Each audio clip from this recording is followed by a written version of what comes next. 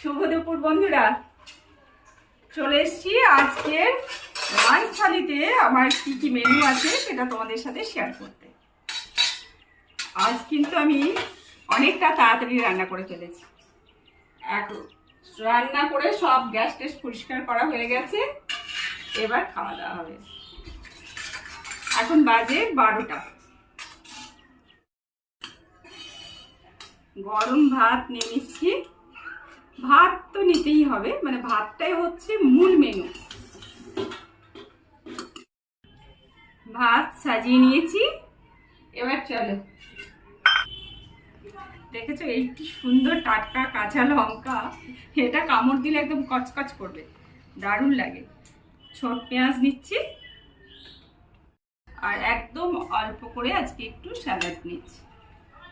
আজকে একটু প্রথম পাতে আছে মাছের তেল আর পটকা ভাজা, সেটা ভাতের উপরে দিয়ে দিলাম, কারণ এটা খেতে কেমন লাগবে সেটা তো তোমরা সবাই জানো। আর নিয়ে নিচ্ছি লাল ডাঁটা আর আলু দিয়ে একটু চচ্চড়ি বানিয়েছি, যেটা শুকনো লঙ্কা রসুন ফোড়নে দিয়েছি, আর তার সাথে একটু চিনি দিয়েছি, আর আজকে একটু সর্ষে বাটা দিয়েছি।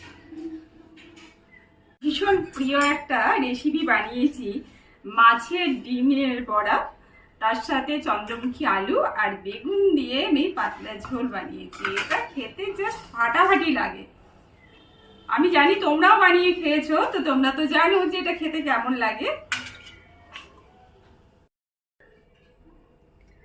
আর নিয়ে নিচ্ছি 2 পিস করে মাছের ডিমের পকোড়া বলতে পারো। এটা একটু বেশ ডুবো তেলে একটু বেশি পেঁয়াজ টেয়াজ দিয়ে সুন্দর করে ভেজেছি।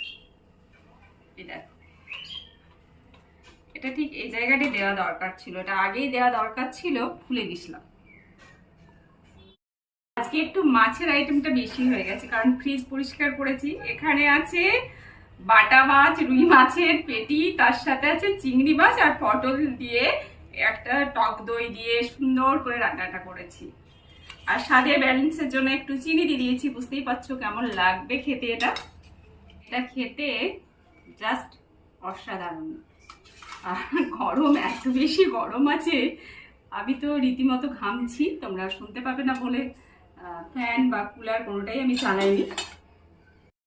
সবশেষে একটু লাস্ট পাতে আচার কিংবা চাটনি, তাই না? সেটা না হলে বাঙালি ঠিক জমে না, তো নিয়ে নিচ্ছি সেটাও একটু করে। তো চলো, থালি সাজানো কমপ্লিট। আজকের মেনু এটাই ছিল, তো চলো খাওয়া শুরু করি।